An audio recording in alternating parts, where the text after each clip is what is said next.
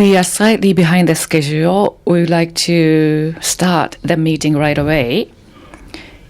I would now like to start dialogue with the media at the Japan National Press Club with Prime Minister Anwar bin Ibrahim of Malaysia. In addition to this venue, we have 40 reporters who are participating virtually. Prime Minister arrived yesterday in Japan on the 23rd. He has been very busy attending a forum meeting with Prime Minister Kishida, among other engagements. However, he was kind enough to make time for this dialogue today. Thank you very much, Prime Minister. Prime Minister became the 10th Prime Minister of Malaysia after the Alliance of Hope, or PH, that he leads, won the most seats in the November 2022 House of Representatives elections. His visit to Japan as Prime Minister follows one last year. It's been a long time since JNPC has welcomed foreign heads of state due partly to the pandemic. And our club has received a Malaysian Prime Minister since we invited Prime Minister Mahathir in 2018. 26 years ago, Prime Minister Anwar spoke at this club as Deputy Prime Minister and Minister of Finance. Earlier in the waiting room, we showed him his autographed message he offered on that occasion. Bilateral relationship between Malaysia and Japan have been very favorable, having been upgraded to a comprehensive and strategic partnership during his visit to Japan last year, as you all know well. Next year, Malaysia will assume the ASEAN chairmanship.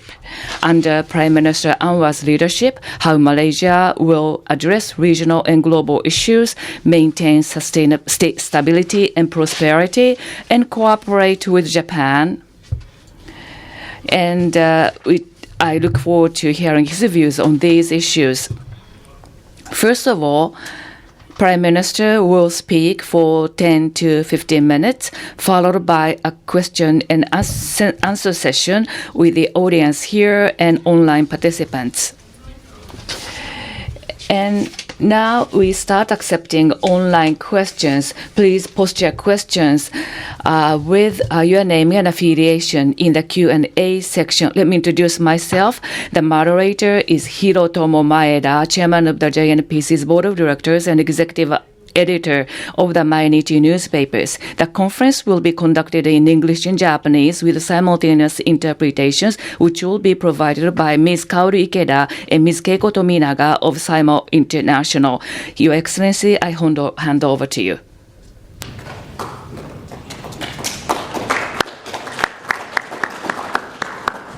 Ohayo gozaimasu. Good morning. Thank you very much. I apologize for being late. I was at the Keio University this morning entertaining questions from students.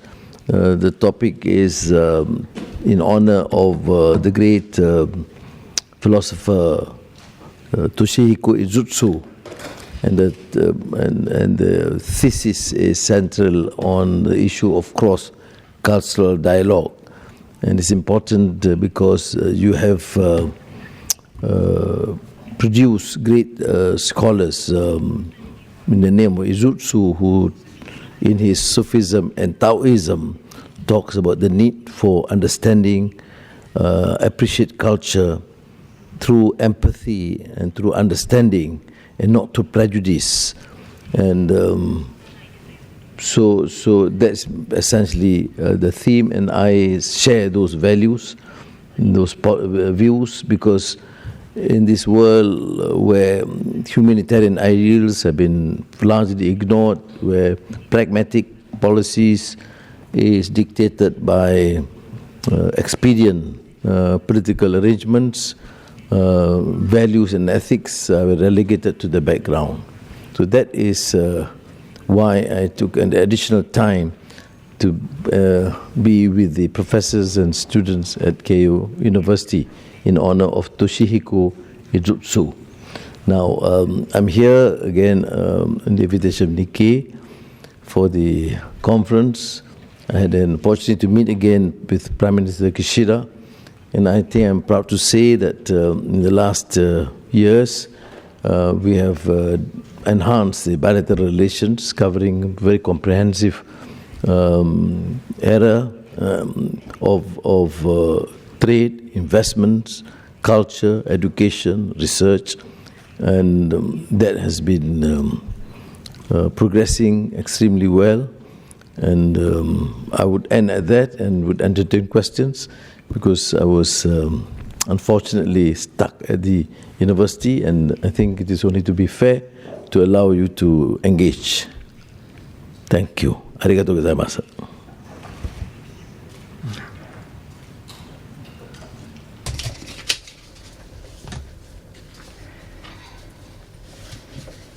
Thank you very much, Prime Minister Anwar.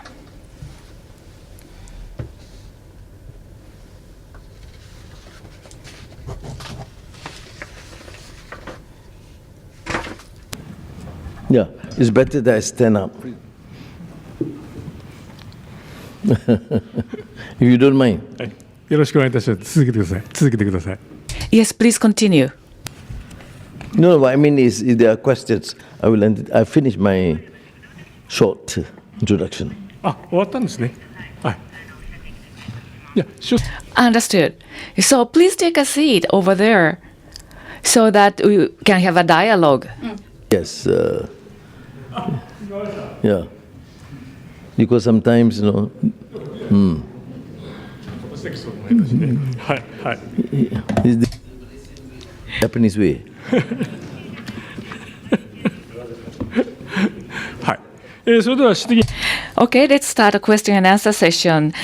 Let me explain how we are going to proceed with this session. Those of you who are here in this venue, please raise your hand, and I will call upon you. And please step up to one of the microphones on either side of the room. Please identify yourself and your affiliation before you ask a question. Online participants who prefer to ask questions directly are asked to click raise hand icon at the bottom of the screen. When you are called upon, please unmute yourself and ask a question. If you would like to ask a question by text, as I said earlier, please post your questions with your name and affiliation in the Q&A section. I will read them out on your behalf. Now, let's start. First, I would like to ask you one question from my part to lead off. Yesterday, with Prime Minister Kishida, you had a summit meeting. You talked about South and East China Seas, and you said you are going to cooperate with Japan as well. Prime Minister Anwar, in March last year, when you visited China with Mr. Xi Jinping, you had a meeting, and the China's maritime assertiveness, how do you view that?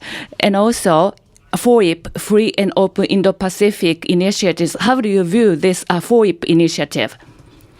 That's the first question. Thank you. Of course, I have established very good relations with Japan, particularly with Prime Minister Kishida, and I continue to engage with President Xi Jinping and have extremely close relations with Premier Li Qiang.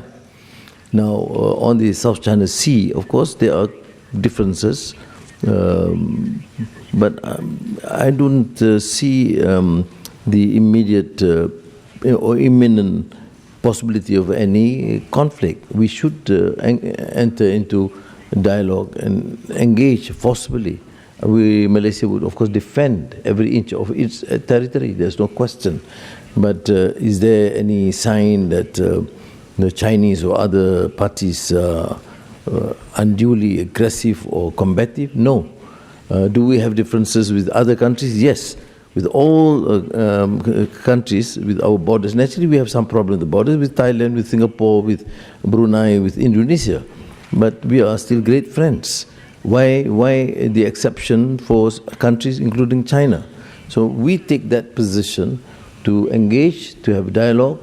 For example, my position with Japan. We not only do continue the relations, but we want to enhance, including in terms of maritime security. And that does not necessarily contradict with our position vis-a-vis on South China Sea or our excellent relations with China. So that has been the position that Malaysia has taken, and I think we would stick to it. fiercely and neutral, independent, and make decisions to the best of to protect the interests of our people.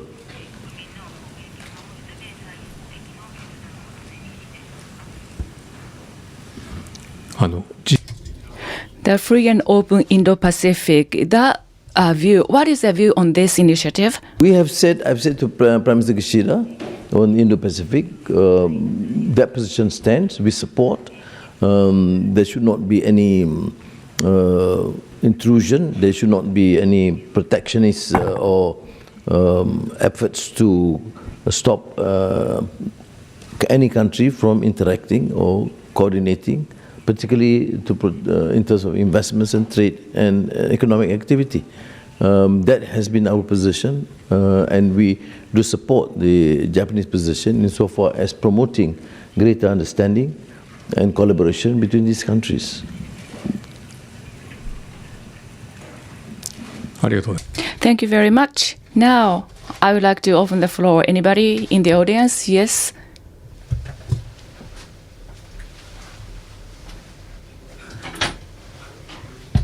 I'm the columnist of Kyoto News.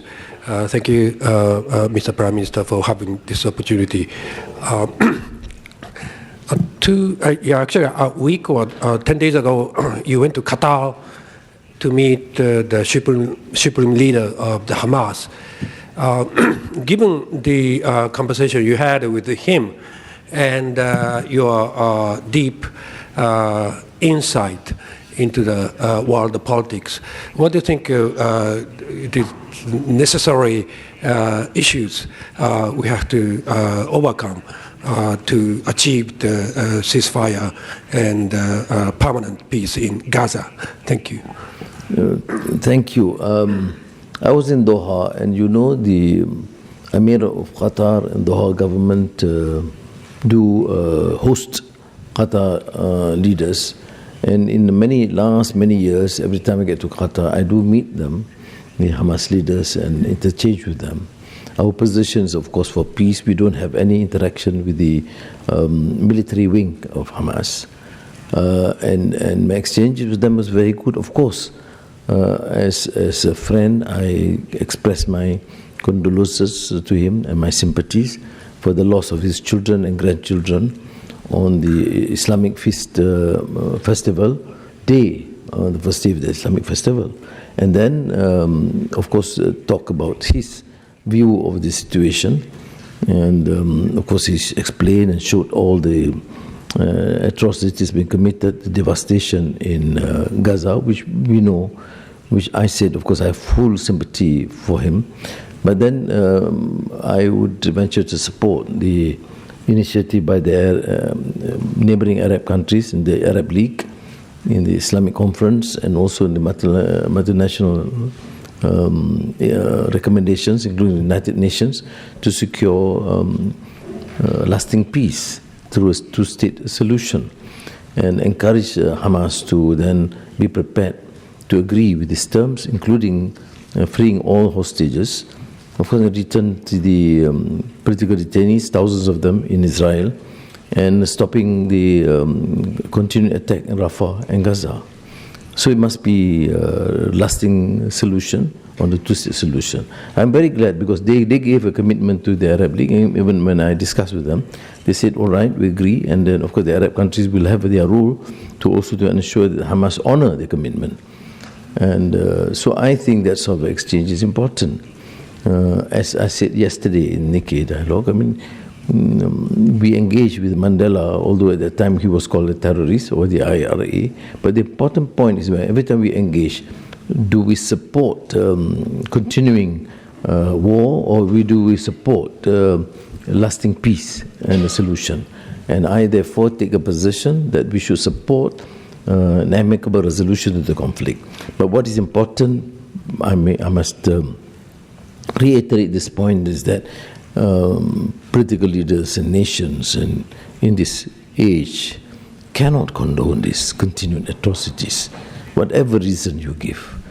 Japan has gone through that sort of experience in the past. Many of our countries have gone through. Many of countries who have been colonized and the imperialist rulers have known what atrocities are. You just stop this killing of children and women and just stop it now. I mean, that is my position. Thank you. はい、よろしいですか。はい、それではどうぞ。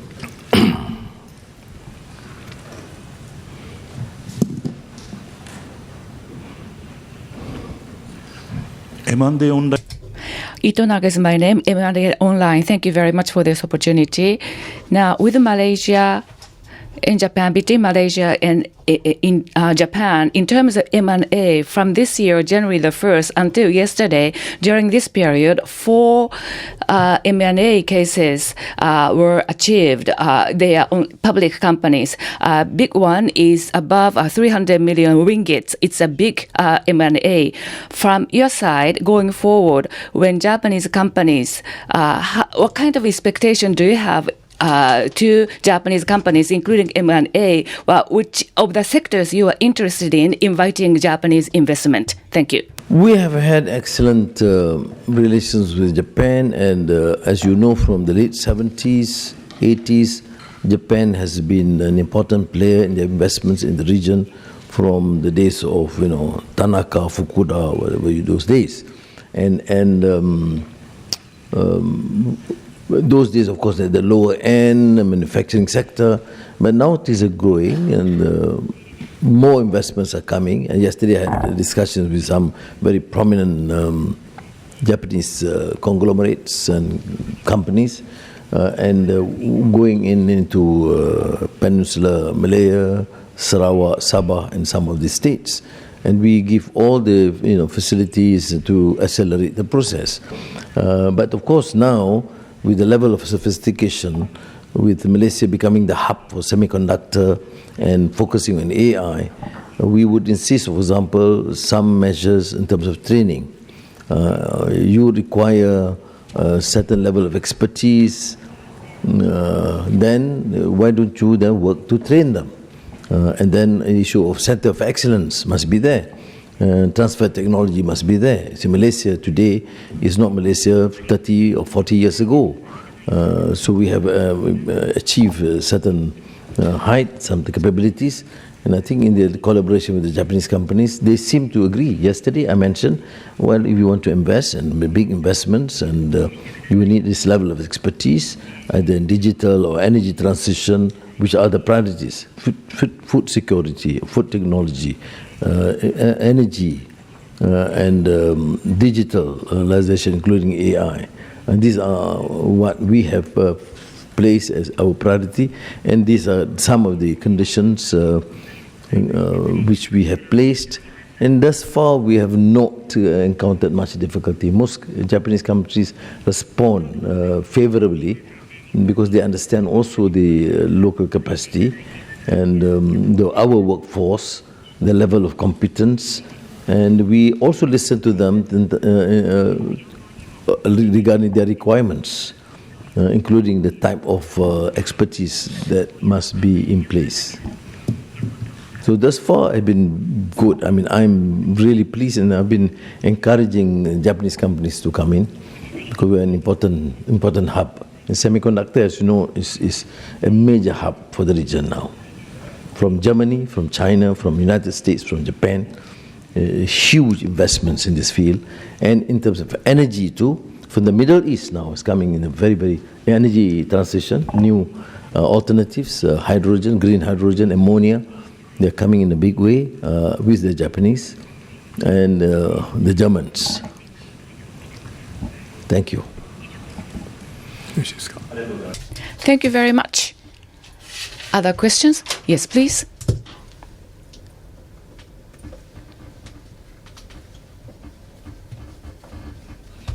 Mezaki from DG Press. Thank you very much for this opportunity. And the Chinese military began drills yesterday around Taiwan, and it continues today as well. And could you please share your comment on this matter? Do you think each side is heightening the tension in the region? Why ask me difficult questions? No, I'm joking. Sorry. We of course support one China policy, right? But we, of course, would want both in terms of U.S.-China relations and China-Taiwan case to ensure that things are resolved in a peaceful, amicable manner. Because whatever heightened tension is there between the United States and China, or China towards Taiwan, would have its ramifications in the region. And we need to avoid that. But thus far, I see, other than the heightened military activities, I have more trust and I'm more an optimist. I don't think there's going to be unnecessary or provocations or combat in terms of what is being projected. Sometimes we have a problem with Western media, who just would play, for example, they talk about structural recession in China. You know, Japan went through a lot. You can recover because you're talking about a very huge economic base for Japan. In the same manner, United States, there were huge trillions of debts, but they could recover because there is inherent strength, and sometimes you navigate the economy in a way that you could come back. Similarly with China. So I am more optimistic in that regard because people do understand the economic imperative these days, the need to stabilize the political system and the need to refocus on the economy, particularly trade and investments, because that would secure and protect the welfare of the common people. I mean, that's my view. I don't foresee, I may be wrong, but as my personal belief is, it's not Russia, Ukraine, or it's not Israel, Gaza. These regions are relatively peaceful, and we have some problems with North Korea, but that is more serious to my mind. But otherwise, I remain rather optimistic. Thank you very much. Any other questions? Yes?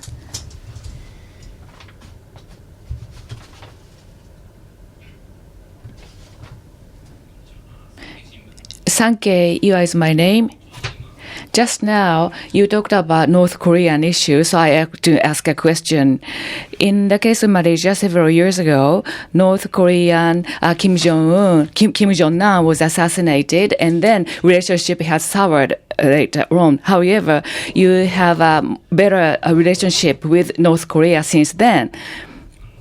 However, North Koreans the nuclear weapons and missile development program, and also the kidnap issue of Japan. What is your view on this?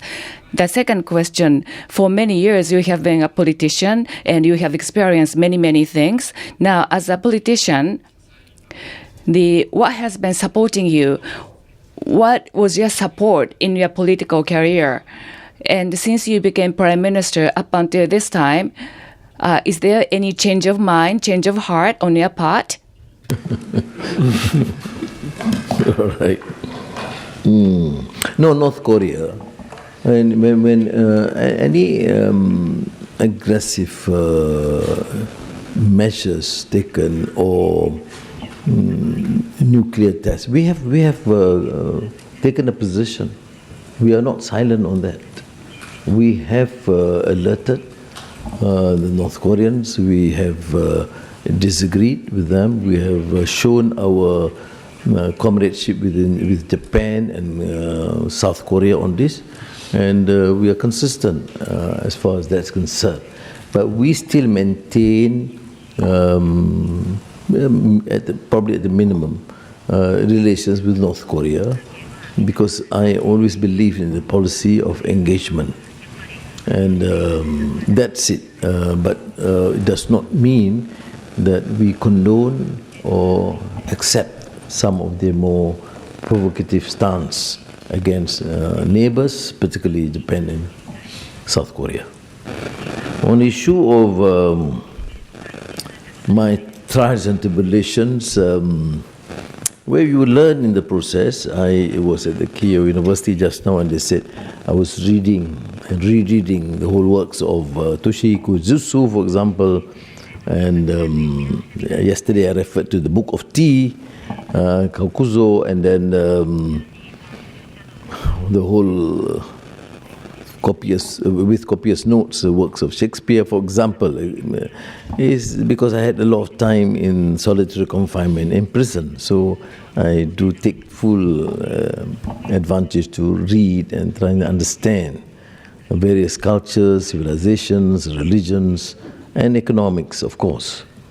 So I move on. Have anything changed? Well, I, of course, mature a bit in the process. I've grown older, but hopefully you will not forget the core values and principles in life. You understand better than most people what is freedom and unfreedom. You appreciate the value of democratic values, democratic accountability. You understand the excesses of political leaders when they are in power, between what is being exalted and pronounced and what is being believed and practiced. So you maintain your ideals, but you also understand that you have to work under some limitations. But consistent is my appeal for understanding. Malaysia is a Muslim majority country, 60%, but we have Christians, Buddhists, Hindus. And I want to promote Malaysia as a very moderate Muslim country which shows not only tolerance but respect for our minorities, and to showcase that a Muslim country can be vibrant economically, can be progressive, can be extremely just to all religious denominations and communities. And that, I think, is a value that I strongly ascribe to and believe. It is difficult in the period when racial or racism is strong, fascism is strong, religious bigots use religion to win over votes and cast aspersions and fear. But I believe that you should maintain that principles. In fact, in my address this morning to Keio University, I said, that this is the tragedy that we face today, that issue of governance and political leadership have lost values and of humanity and have allowed so much atrocities and transgression of basic rights of human beings, whether it's anti-Semitism or Islamophobia or rights of religious minorities all over the world. So I think there is a need to bring up this awareness on what is justice, what is humanity, what is humanitarian ideals. It was a bit philosophical, I'm sorry.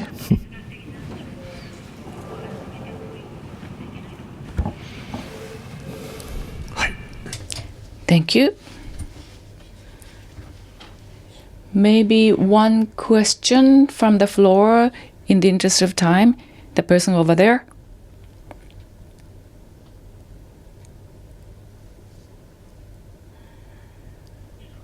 Freelance journalist Kashiwabara is my name.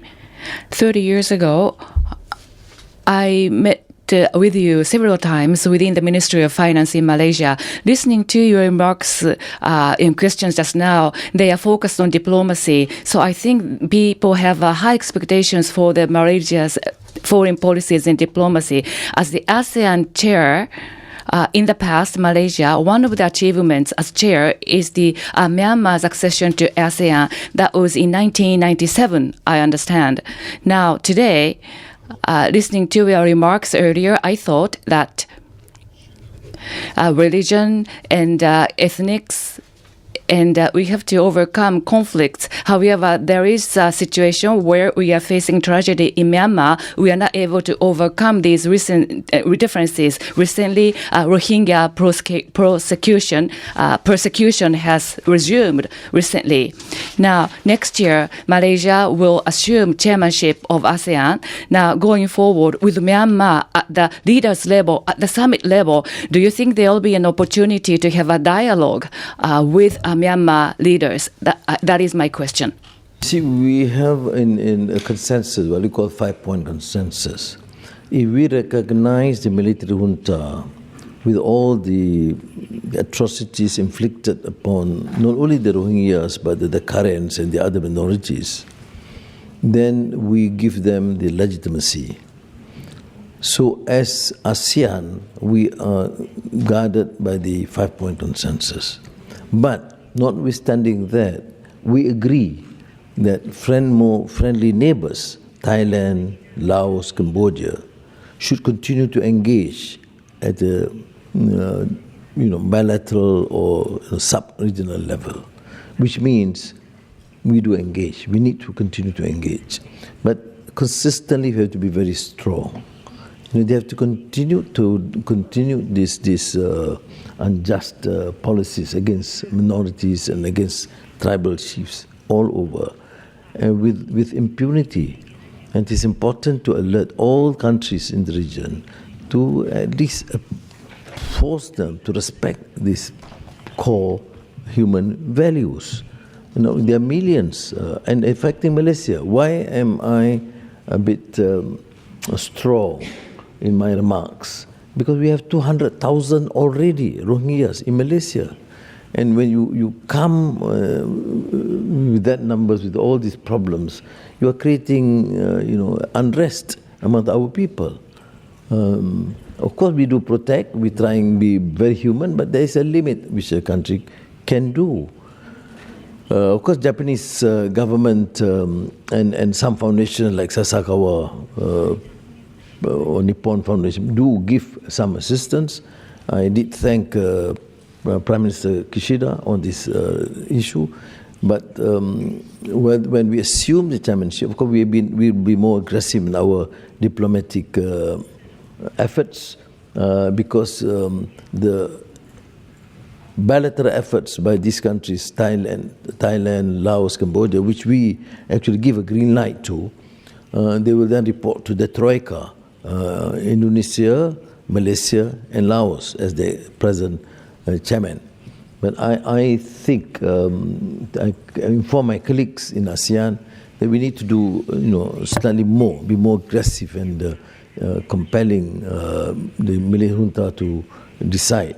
But it's more complex there. I was in Phuket recently meeting the Thai leaders, and yesterday evening with Prime Minister Seta of Thailand.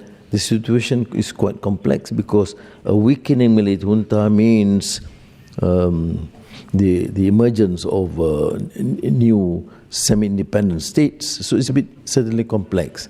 So what we appeal now is for them to stop the atrocities and try to have a negotiations for them to decide. What is good about ASEAN is that we don't give all the terms in the sense that you must decide this way or that way.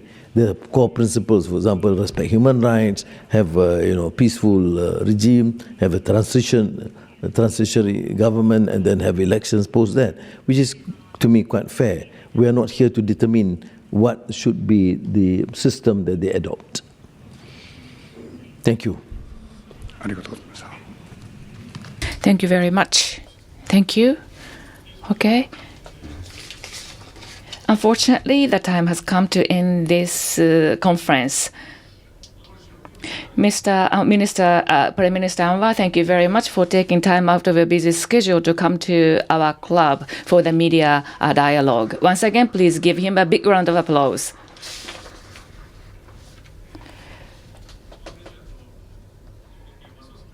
I hope that the relationship between Malaysia and Japan will be even more stronger, and I hope that he will come back to the club.